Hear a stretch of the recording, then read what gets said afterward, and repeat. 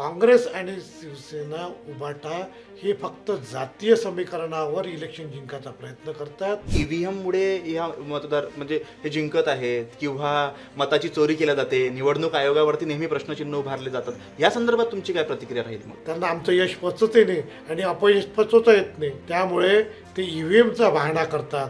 परंतु आता विदर्भात आपला मुख्यमंत्री आहे, मोठे मोठे पद विदर्भामध्ये आहे, तर मग आता विदर्भातील शेतकऱ्यांची, मराठवाड्यातील शेतकऱ्यांची परिस्थिती बदलणार आहे की नाही? देवेंद्रजीने डावसमध्ये 8 दिवस मुक्काम ठोकून 8,70,000 कोटीची गुंतवणूक या महाराष्ट्रात आणली.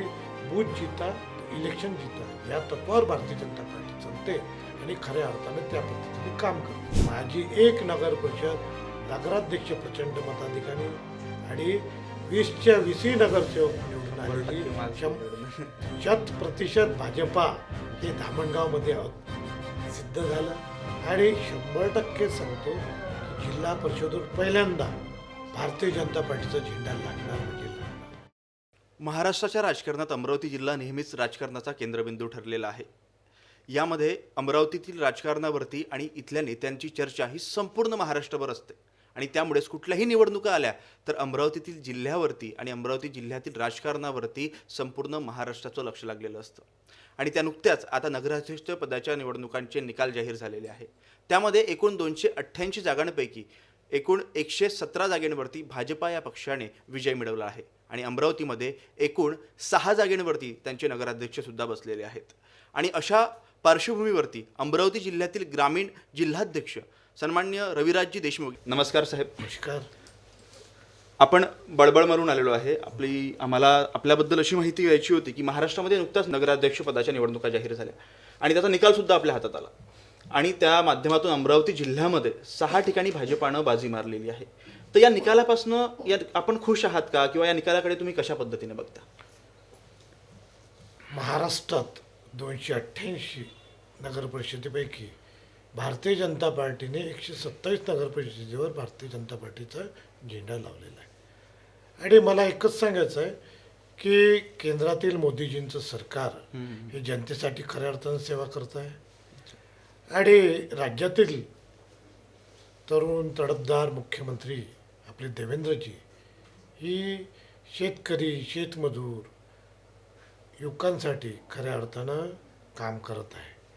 आणि आमच्या दोन्ही नेत्याबद्दल सांगावं की ते जनतेसाठी 18 ते 20 तास, मी तर म्हणू 24/7 म्हणजे सातत्यानं जनतेसाठी पूर्ण वेळ काम करत आहे. मोदीजी तर मी अनेक वर्षापासून बघतो आहे की मागील 11 वर्षाच्या कारकिर्दीत मोदीजी पंतप्रधानपदी असताना कधी आजारी पडलेले नाही आणि सातत्याने जनतेच्या सेवेत आणि राष्ट्राच्या सेवेत आहे. आणि त्याच प्रेरणा घेऊन महाराष्ट्राचे लाडके मुख्यमंत्री देवेंद्रजीसुद्धा त्याचप्रमाणे काम करत आहे. आणि अमरावती जिल्ह्याचे लाडके पालकमंत्री आणि दमदार पालकमंत्री, ऊर्जावान पालकमंत्री माननीय चंद्रशेखरजी बावनकुळे साहेब हे पण अमरावती जिल्ह्यात आणि महाराष्ट्रात त्याच पद्धतीने काम करत आहे.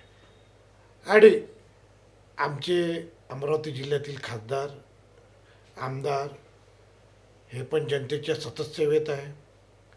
आणि भारतीय जनता पार्टीचा जिल्हाध्यक्ष म्हणून मी आणि माझी सर्व टीम, म्हणजे मी असेल म्हणेल की जिल्हाध्यक्ष, मंडल अध्यक्ष आणि आमचा शक्तिकेंद्र प्रमुख आणि बूथ प्रमुख हे खऱ्या अर्थानं जनतेसोबत जुळलेले आहे आणि जनतेच्या समस्या सोडवण्याचा ते प्रयत्न करतात. काही समस्या या गाव स्तरावरच्या असतात, वस्ती स्तरावरचे असतात, त्या तिथेच सॉल्व केल्या जातात. आणि खऱ्या अर्थानं जनतेच्या सेवेत आमची टीम असल्यामुळं आम्हाला विधानसभेतसुद्धा घवघवीत यश मिळालं होतं. त्याच धर्तीवर या नगर परिषदे निवडणुकीत आम्हाला मिळालेलं आहे.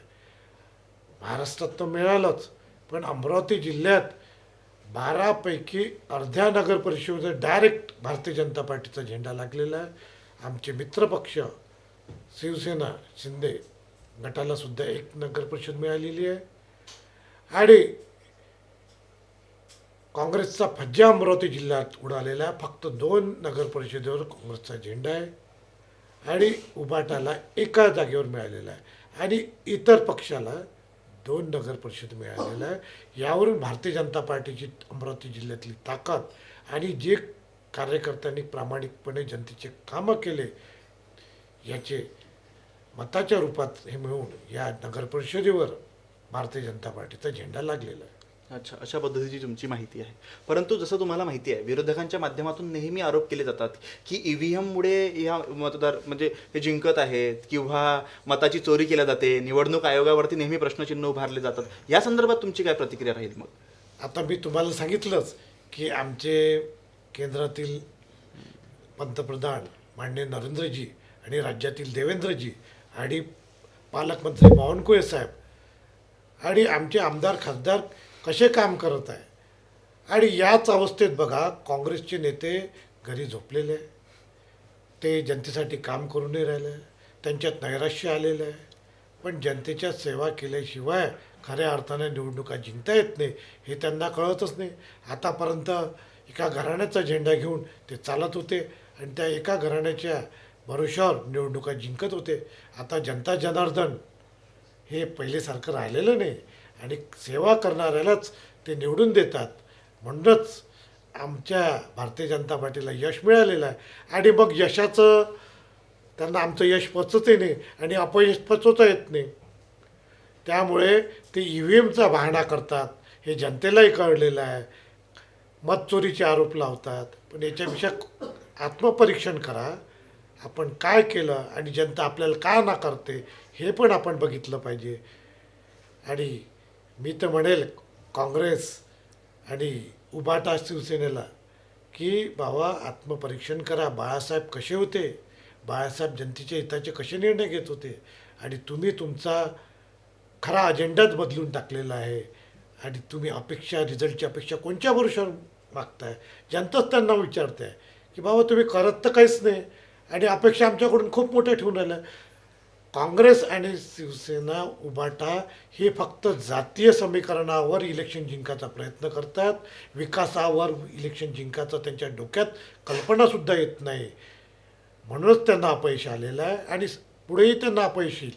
कारण आमची टीम दमदारपणे काम करून राहिली भारतीय जनता पार्टीची आणि खऱ्या अर्थानं जनतेच्या सेवेत आहे. त्याचेही रिझल्ट आहे. तुम्ही जसं म्हणताय की विकासाचं राजकारण आपण करतो, पण आपण बघता विरोधक नेहमी सांगतात की हे मुख्य मुद्द्यांना सोडून वेगळ्या पद्धतीचं राजकारण भाजपा नेहमी करते आणि हा संभ्रम लोकांमध्ये सुद्धा पसरलेला आहे. तर यामध्ये अमरावतीचं राजकारण कसं आहे आणि त्याची तुमची भूमिका कशा पद्धतीची आहे? मी तुम्हाला सांगेल की आमचे नेते आणि महाराष्ट्राचे लाडके मुख्यमंत्री देवेंद्रजींनी कोणत्याच विरोधकावर टीका केलेली नाही. फक्त विकास विकास विकास या मुद्द्यावर निवडणूक लढलेली आहे.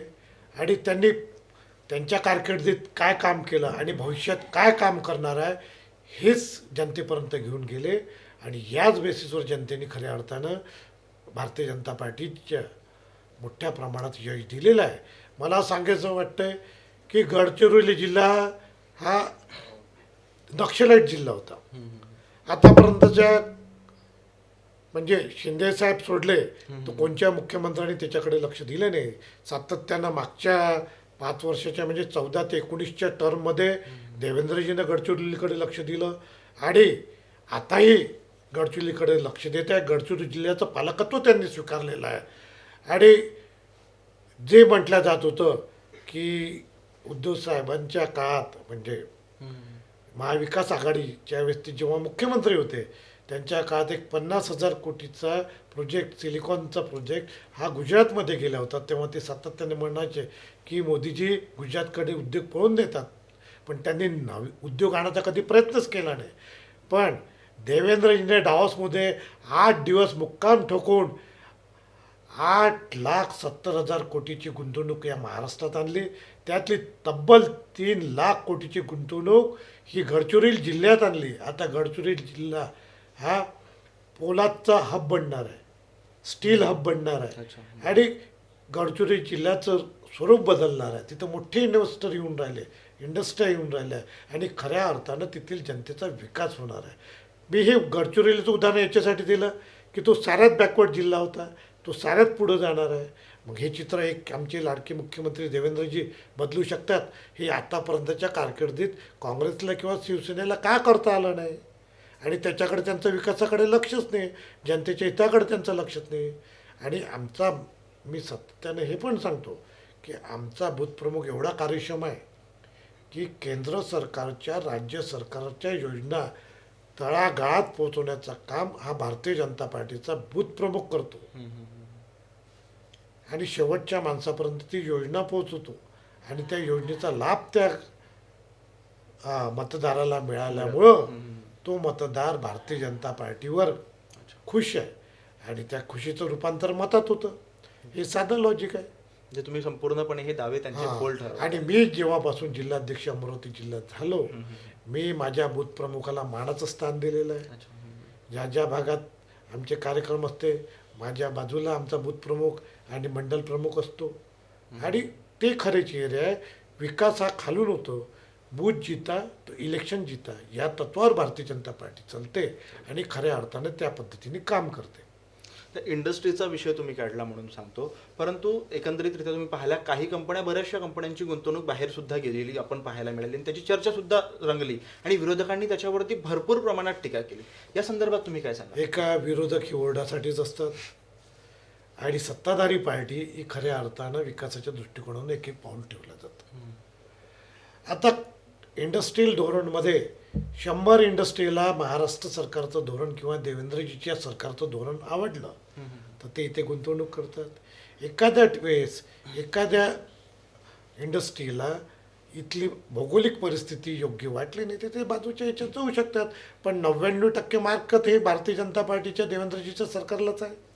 एखादा होऊ शकतो पण त्याच्याकडे सुद्धा देवेंद्रजीचं कटाक्षाने लक्ष आहे आणि ते एकही उद्योग महाराष्ट्राच्या बाहेर गेला नाही पाहिजे किंवा आलेले उद्योगांना खऱ्या अर्थानं त्यांचं सिंगल विंडोज कसं सहकार्य करता येईल सरकारच्या दृष्टीने ते करत राहतात.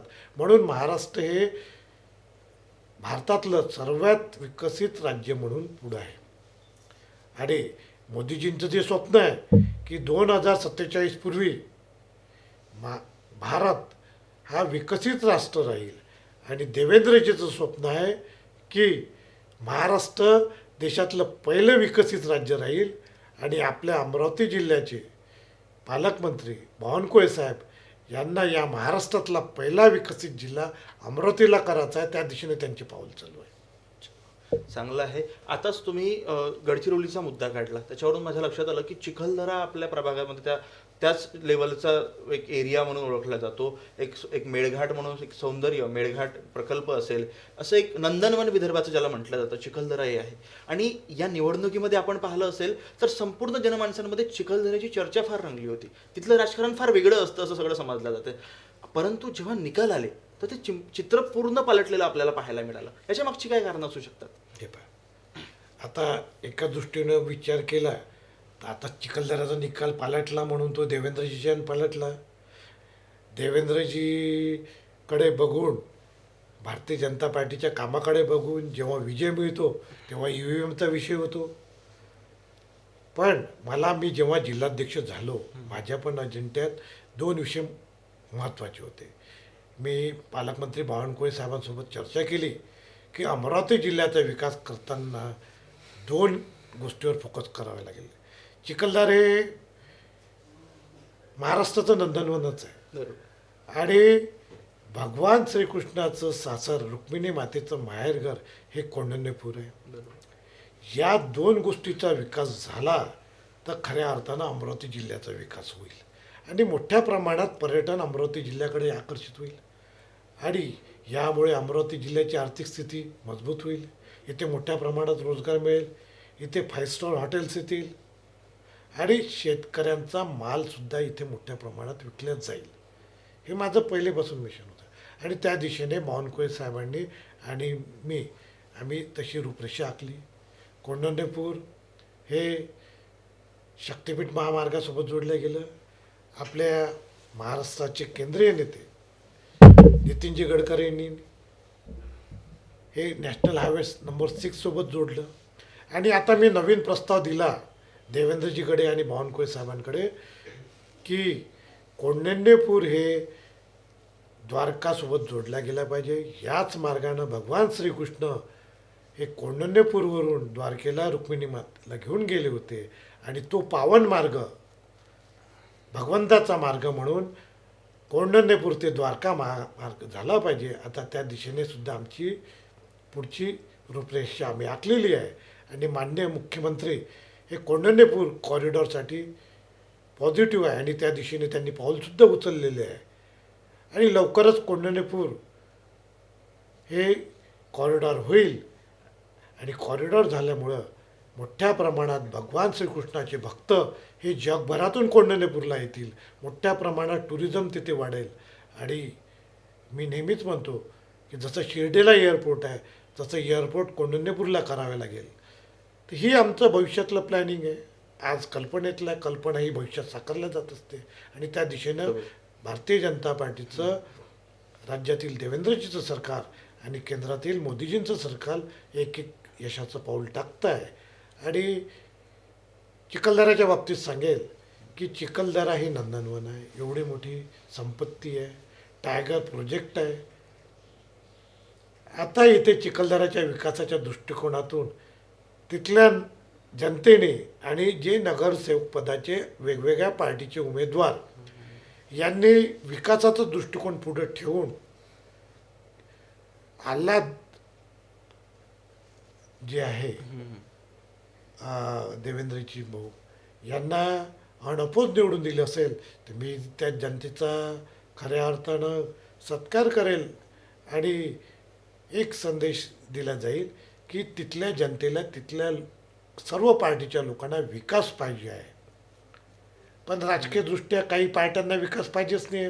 ते जातीय राजकारण चालवतात. ते विकासाचा राजकारणाला मुख्यमंत्र्याचा भाऊ म्हणून हा वेगळा त्यांना विलन करायचा प्रयत्न.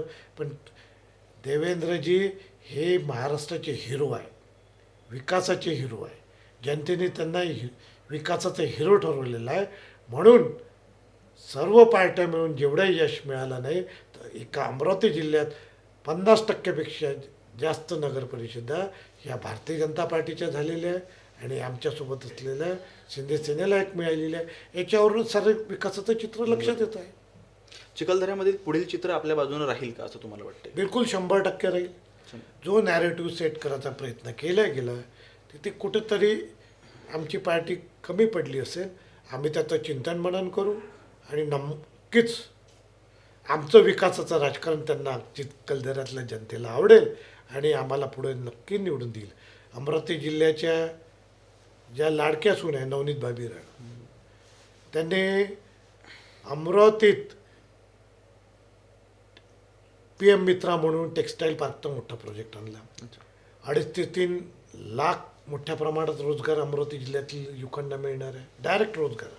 आणि त्याचबरोबर साऊथ आशियातलं सर्वात मोठं पायलट ट्रेनिंग सेंटर अमरावती विमानतळावर आणलं. म्हणजे अमरावतीचा युवक आता जमिनीवरचा ड्रायव्हरच राहणार नाही, ते विमानाचा ड्रायव्हर म्हणजे पायलट बनणार आहे. आणि आमच्या पोरी हवाई सुंदरी म्हणून त्या विमानात दिसेल.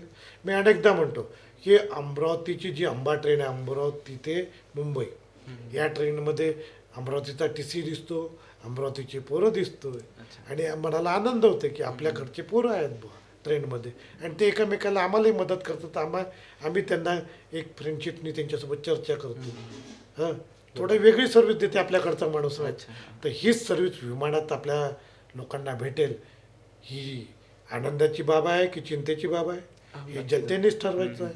म्हणून जनता खऱ्या अर्थाने विकासाचं राजकारण भारतीय जनता पार्टी करते. म्हणूनच भारतीय जनता पार्टीच्या पाठीशी जनता जनार्दन आहे आणि त्याचेच हे आमच्या यशात रूपांतरण झालेलं आहे.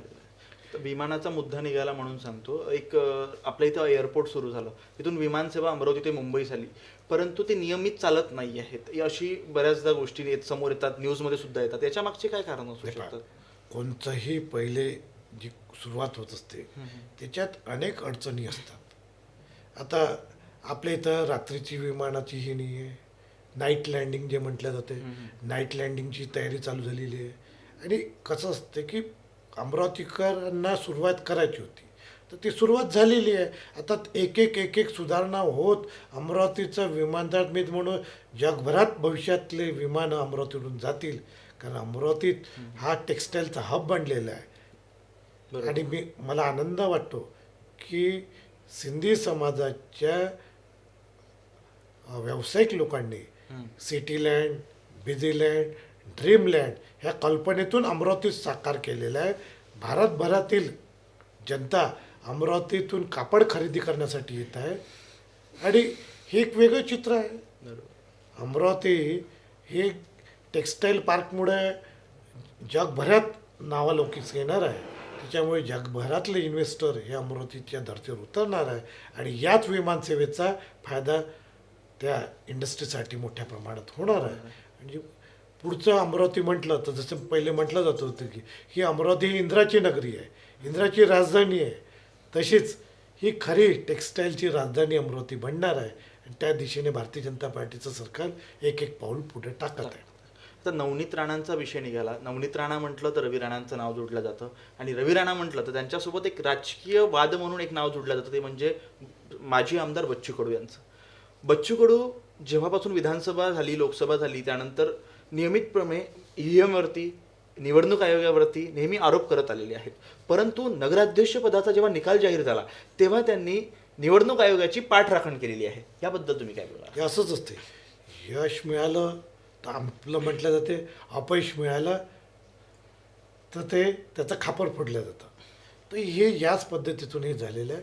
आणि हे जे जे आहे आमचे मित्रपक्ष सोडून आमचे विरोधी पक्ष नैराश्यात गेलेले आहे. त्याच्यामुळे ते असे सतत आरोप करत असतात. आणि आमचं सरकार सातत्यानं शेतकऱ्यांच्या पाठीशी नाही. आता बच्चूभाऊ शेतकऱ्यांचे आंदोलन करतात, त्यांनी पण मंत्रिपद भोगलेलं आहे. ते सातत्यानं आमदार राहिलेले आहे, 4 टर्म आमदार राहिलेले आहे. आणि एवढी मोठी आमदारकी सातत्यानं भोगल्यानंतर, मंत्रिपद भोगल्यानंतर त्यांनी केलेल्या कामाचा लोकाजोखा मांडण्यापेक्षा ते त्या साऱ्या गोष्टीचं खापर सरकारवर फोडतात. ही चुकीची बाजू आहे. आमच्या सरकारनं तसंच जाहीर केलेलं आहे की शेतकऱ्यांना कर्जमाफी देणार. बरोबर. आमचं सरकार मे महिन्यापर्यंत म्हणजे जूनच्या पहिले कर्जमाफी करणारच आहे. पण देवेंद्रजीचं महाराष्ट्र सरकार यांना खऱ्या अर्थानं शेतकऱ्यांना कर्जमाफी करायची आहे. की जे खरे शेतकरी आहे, मागच्या वेळी जी कर्जमाफी झाली अगोदरच्या सरकारच्या कारकिर्दीत, त्याच्यात मुंबईतल्या लोकांची कर्जमाफी झाली. मुंबईत कुठे जमीन आहे? आणि पश्चिम महाराष्ट्रात करोडो करोडो रुपयाचं कर्ज हे तेथील शेतकऱ्यांना मिळतं. पण खरा शेतकरी असा आहे, आपल्या विदर्भातल्या शेतकऱ्याला जास्तीत जास्त 25,000 ते 30,000 रुपये पर एकर हे कर्ज मिळतं. जास्तीत जास्त त्याला मिळालं तर 2 लाख 3 लाखाच्या पलीकडे ते कर्ज मिळत नाही. मग एवढ्या कर्जाचे खऱ्या शेतकऱ्यांना लाभ मिळाला पाहिजे की जे बनावट कोटी रुपयाचे कर्ज आहे त्यांना मिळालं पाहिजे, हे जनतेला कळतं. आणि लवकरच आमच्या शेतकरी बांधवांना कर्जमुक्ती होणारच आहे. आता तुम्हाला मी सांगू इच्छितो की यावर्षी मोठ्या प्रमाणात पाऊस पडला आणि शेतकरी बांधवांचं शेतीचं बऱ्याच प्रमाणात नुकसान झालं. पण देवेंद्रजीला शेतकऱ्यांच्या मनाबद्दल जी तळमळ आहे, देवेंद्रजीने तात्काळ मदत जाहीर केली. त्याच्यानंतर काहीच दिवसात शेतकऱ्यांसाठी 31,648 कोटीचा पॅकेज दिला आणि शेतकऱ्यांच्या खात्यात 3 टप्प्यात पैसे त्याच्यात आलेले आहे. 50,000 रुपये लोकांच्या खात्यात आलेले आहे, म्हणजे शेतकरी बांधवांच्या खात्यात आलेलं आहे. आणि मग याच्यावरून सिद्ध झालं नाही काय, एवढं मोठं 31,648 कोटीचा पॅकेज याच्या अगोदरच्या सरकारने दिलं असेल तर दाखवा त्यांनी. खरं हे सरकार, आमचं भारतीय जनता पार्टीचं सरकार हे शेतकरी बांधवांच्या पाठीशी नाही. आणि आपले महसूल मंत्री बावनकुळे साहेब यांनी पांधन रस्ता योजना जी केलेली आहे, 2029पर्यंत सर्व शेतकरी बांधवांच्या शेतापर्यंत पांधन रस्ते पोहोचणार आहे. यावर्षी 25-30% पांधन रस्ते होऊन राहिले, पुढच्या वर्षी होतील. 29पर्यंत कंप्लीट 100% पांधन रस्ते होतील. काही मोठे रस्ते ते 30 फुटाच्या वरचे ते डांबरीकरणाचे रस्ते होतील. शेतकऱ्यांचा माल शेतात कधी साडणार नाही. कारण तो माल शेतकऱ्यांचा माल या 50 रस्त्यांद्वारे जो देवेंद्रजीचा ड्रीम प्रोजेक्ट होता विदर्भ आणि संबंध महाराष्ट्राचा विकासा समृद्धी महामार्गाद्वारे मुंबईला जाईल आणि मुंबईतून एक्सपोर्ट होईल आणि खऱ्या अर्थानं शेतकरी शेतमजुरांच्या मालाला मोठा भाव मिळेल आणि एक मोठी बाजारपेठसुद्धा मिळणार आहे. आणि भाजीपाला किंवा फळावं हे नाशवंत असतात. अमरावतीवरून मुंबईत 7 तासात गाडी चालली आहे. ही खऱ्या अर्थानं शेतकऱ्यांची समृद्धीचे लक्षण या समृद्धी महामार्गानं दाखवलेलं आहे. हाही देवेंद्रजीच्या कारकिर्दीत झालेलं आहे. मग एवढा विजन असलेला नेता या महाराष्ट्राला देवेंद्रजीच्या रूपात लाभला आणि मोदीजींच्या रूपात केंद्रात या भारताला लाभलेलं आहे. मग हे जनतेला कळून राहिलं. म्हणूनच जनता जनार्दन ही भारतीय जनता पार्टीच्या पाठीशी आहे. आणि हे जे यश मिळतं या मोठ्या या 2 नेत्यांच्या कडे बघून आणि तळागाळातली भारतीय जनता पार्टीचा कार्यकर्ता हा दिवसरात्र जनतेच्या सेवेत आहे आणि आमचे आमदार खासदार हे पण जनतेच्या सेवेत आहे. म्हणूनच हे यशात रूपांतर झालेलं आहे. तुम्ही शेतकऱ्यांचा मुद्दा घेतला म्हणून बोलतो. नेहमी तफावत असते की एक पश्चिम महाराष्ट्रातला शेतकरी असेल किंवा मग तो विदर्भातला आणि मराठवाड्यातला शेतकरी असेल. पश्चिम महाराष्ट्रातला शेतकरी नेहमी सुखी दाखवला आहे किंवा तो दिसतो सुद्धा. त्याच्या मागची कारणं जेव्हा आपण पाहायला जातो तेव्हा लक्षात येतं की नेहमी सत्ता ही पश्चिम महाराष्ट्रामध्ये जास्त राहिलेली आहे. परंतु आता विदर्भात आपला मुख्यमंत्री आहे, मोठे मोठे पद विदर्भामध्ये आहे. तर मग आता विदर्भातील शेतकऱ्यांची, मराठवाड्यातील शेतकऱ्यांची परिस्थिती बदलणार आहे की नाही? नाही, मराठवाड्यातल्या आणि विदर्भातल्या शेतकऱ्यांची परिस्थिती बदललेली आहे.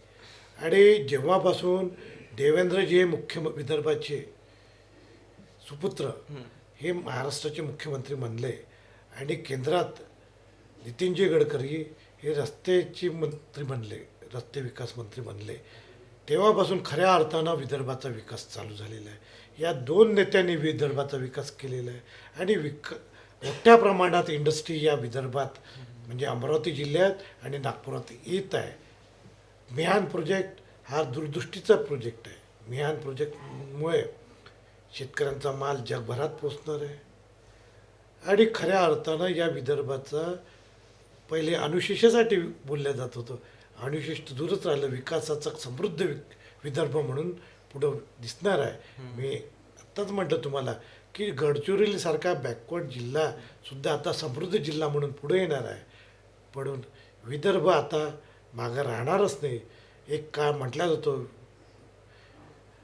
वराड आणि सोन्याची कुऱ्हाड, ती व्याख्या की खऱ्या अर्थानं देवेंद्रजीच्या मुख्यमंत्र्याच्या काळात आणि नितीनजींच्या केंद्रातील मंत्रिपदाच्या काळात खऱ्या अर्थानं खरी ठरणार आहे. अशा पद्धतीने आता मी मुख्य मुद्द्यावरती पुन्हा वापस येतो. अमरावतीची नगराध्यक्ष पदाच्या निकालाबद्दलच्या आपण बोलत होतो. ती चर्चा करत असताना आपल्याला माहिती आहे एक भाजपाचा आमदार असलेलं धामणगाव रेल्वे हे एक मतदारसंघ आहे.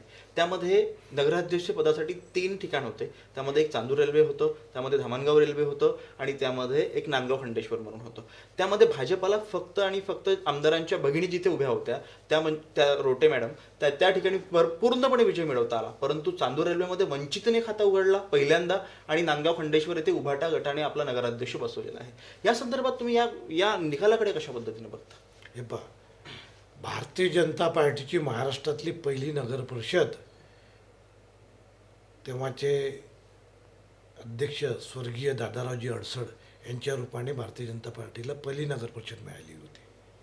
आणि तोच वारसा दादारावजी अडसड यांचे सुपुत्र आणि या संबंध महाराष्ट्राचे नेते अरुणभाऊ अडसड यांनी नगराध्यक्षाच्या रूपाने मिळवली. पुढे ते आमदार बनले, भारतीय जनता पार्टीचे महाराष्ट्राचे नेते बनले आणि तोच वारसा प्रताप दादा अडसड हे नगराध्यक्ष मिळाले आणि तोच वारसा पुढं चालत त्यांच्या भगिनी जे आहे अक्का ब्रोठे यांना मिळालेलं आहे. आता धामणगाव हे विकासाचं मॉडेल बनलेलं आहे की सातत्यानं तालुका कसा असावा, नगर परिषद कसं असावी तर धामणगावसारखी असावी. अरुणभाऊ वैज्ञानिक विकास महामंडळाचे अध्यक्ष होते, त्यांनी प्रचंड तिथे डेव्हलपमेंट करून टाकली.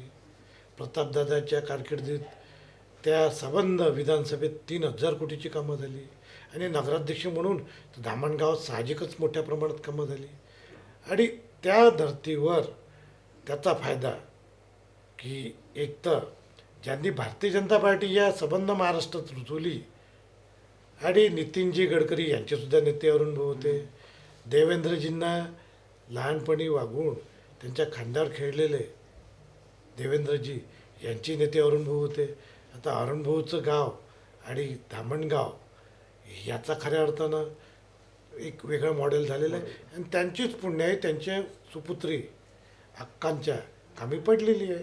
आणि धामणगाव या 20पैकी 20 म्हणजे म्हणतो, मलाही अभिमान वाटतो जिल्हाध्यक्ष म्हणून की माझी एक नगर परिषद नगराध्यक्ष प्रचंड मताधिकाने आणि 20च्या 20 नगरसेवक निवडून 100% आलेली माझं निवडून. 100% भाजपा हे धामणगावमध्ये सिद्ध झालं. पण मी म्हणेल कुठेतरी थोडुसा फरकाने म्हणजे आमची सत्ता चांदूर रेल्वेत पण आलेली आहे. म्हणजे 20पैकी 11 नगरसेवक आमचे निवडून आलेले आहेत. आणि फक्त 92 मताने आमचा नगराध्यक्षाचा कॅन्डिडेट गेलेला आहे. म्हणजे तो थोडाफार होता. आता जे विधानसभा लढले साहजिकच त्यांचीसुद्धा तिथे काही ना काही पकड असेलच. बरोबर. हं? आणि जो काँग्रेसचे आमदार जे होते जगताप साहेब त्यांचं सुद्धा गाव ते आहे. बरोबर. आता या याच्यात मागच्या वेळेस पण आमच्याकडे चांदूर रेल्वे नव्हतंच. आत्ता आम्ही त्याच्यात प्रगती केलेली आहे. आम्ही फक्त 92 मतांनी पडलो. मागच्या वेळेस आम्ही प्रचंड मताने पडलो होतो. आता क्लोज फाईट आहे. आता थोडीशी कुठेतरी आमची कमतरता राहिली, नाही तर नगराध्यक्ष आमचाच राहिला असता. आणि तशी सत्ता आमची आलेलीच आहे, 11 नगरसेवक. बरोबर. आणि नांदगावमध्ये थोडं आमचं कुठेतरी कमतरता पडली. तिथे आम्ही अपयश आम्हाच्या पदरी पडलं हे आम्ही स्वीकारायला तयार आहे. अच्छा. आता निवडणुका म्हटलं तर यश अपयश हे चालतं. आणि नांदगावात अपयश आलं तर त्याचं चिंतन मनन करून पुढच्या नक्की नांदगाव आणि चांदूर रेल्वेत आमची सत्ता राहील. आणि त्या दिशेने आत्तापासूनच आम्ही नियोजन केलेलं आहे आणि आमची त्या दिशेने सुरुवातसुद्धा झालेली. जसं तुम्ही सांगितलं की नगर परिषद कशी असावी तर ती धामणगावसारखी असावी. मग धामणगावाच्या विकासामध्ये कुठे चांदूर आणि नांदगाव मागे ठरलं, यामुळे हे सगळं आलं, असं काही आहे का चित्र? नाही, आता साहजिकच तुलना होणारच आहे. काय आता तुम्ही म्हटलं की नाही, शेवटी अरुण भाऊ सारख्या प्रामाणिक मातंबर नेते जे विदर्भाचे महाराष्ट्राचे नेते होते, त्यांच्या प्रामाणिक कामगिरीनं ते कधी भारतीय जनता पार्टी सोडून दुसऱ्या पार्टीचं त्यांच्या मनात शिवलं सुद्धा नाही. त्यांना अनेकदा बाकीच्या पार्टीने प्रलोभने दाखवले, मंत्रिपदाचे दाखवले, हे दाखवले, पण त्यांच्या मनात कमळच होतं, भारतीय जनता पार्टीचंच होतं. त्यांचा DNA भाजपचा आहे. आता त्या प्रामाणिकपणाचं हे त्यांच्या परिवाराला ते फळ मिळतच आहे. ती त्यांची पुण्यही आहे. काय अगोदरच्या पिढीची पुण्य या जनरेशनला मिळून राहिले, हे स्वाभाविकच आहे. पण आता यांच्याकडे काही विषय नाही आहे तर विरोधी पक्ष सातत्यानं बोंबलत असतो की बाबा हे असं आहे. ते त्यांनी स्वतः पुढचा विचार केला. भाऊ हे फक्त मतदारसंघातल्याचाच विचार करत नव्हते, तर संबंध महाराष्ट्राचा विचार करतोय. आमचे गुरु आहे अरुण भाऊ अडसूळ. आम्ही त्यांच्या नेतृत्वातच भारतीय जनता पार्टीत आमची सुरुवात झालेली आहे आणि आम्ही त्यांना पाहिलेलं आहे. आजही त्यांनी म्हणजे त्यांची प्रकृती ठीक नाही आहे. त्यांचे पाय पॅरलाइज झालेले आहे. त्यांच्या ब्रेनमध्ये क्लॉट्स आहे आणि क्लॉट्स असताना गाडीत बसून त्यांनी पूर्ण मतदारसंघातल्या कार्यकर्त्यांना एक जोश दिला, त्यांच्या जोश भरला आणि हिंमत दिली आणि त्याच्यात खऱ्या अर्थानं रूपांतरण हे 20च्या 20 नगरसेवक निवडून आले. चांदूरमध्ये पण ते गेले, चांदूरचे कार्यकर्त्यांनाही दिले, पण थोडंसं कुठंतरी कमी पडलं असेल. नांदगावात जर अंतर जास्त आहे तर थोडं अजून जास्त पडलं, पण त्यांचं पूर्ण महाराष्ट्राकडे लक्ष आहे आणि त्यांच्या हृदयात भारतीय जनता पार्टी आहे. माझा आणि तुझा असं काही नाही आहे. मला पण ते मुलासारखे एक मानतात, हे करतात आणि गायडन्स करतात की काय केलं पाहिजे रविराज. काय नाही, आणि आमचे मार्गदर्शन आहे आणि आमचा गुरु कसा आहे हे आम्हाला माहिती आहे. अच्छा, मी शेवटच्या प्रश्नाकडे आपल्या वळतो. वाइंड अप, आता तुम्हाला माहिती आहे हे तर राजकारण झालं, याचे निकाल सुद्धा आले, ते पदरी पडले, सगळ्यांनी ते मान्य सुद्धा केले. यावेळेस बरेच विरोधकांनी त्याच्यावरती टीका सुद्धा नाही केल्या, तो एक स्वीकारला तो निकाल. परंतु आता तुम्हाला माहिती आहे समोर तुमच्याकडे एक जिल्हाध्यक्ष ग्रामीणचं पद आहे आणि समोर जिल्हा परिषद असेल, पंचायत समिती असेल, याची सुद्धा निवडणुका लागणार आहे. त्या संदर्भात मग तुमची पुढची रणनीती कशा पद्धतीची असणार आहे? आम्ही आता नगर परिषदेचा विजय मिळवलेला आहे. बरोबर. माझ्याची जोश आहे, माझ्या कार्यकर्त्याची जोश आहे, आणि 100% सांगतो की जिल्हा परिषदेवर पहिल्यांदा भारतीय जनता पार्टीचा झेंडा लागणार म्हणजे लागणार.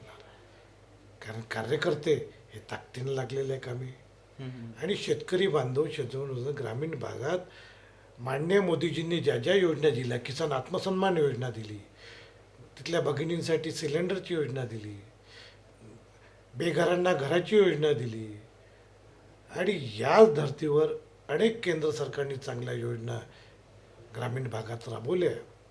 आणि माननीय देवेंद्रजीने या महाराष्ट्रात आमच्या लाडक्या भगिनींसाठी लाडकी बहिणी योजना आणलेली आहे.